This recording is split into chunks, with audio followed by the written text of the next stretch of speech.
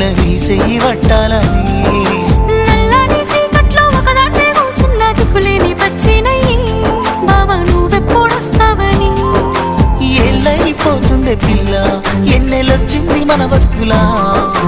ఏలైపోతుండే పిల్ల ఏలు వట్టంగా వస్తున్నాయా ఇన్నాళ్ళ ఎడబాటు ఎడవాసిపోతుందిలే ఈ సీనయ్య గుంటున్నదే సినదారా నీ కోసము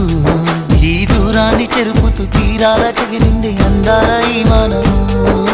ఓ బాబా చూస్తున్నా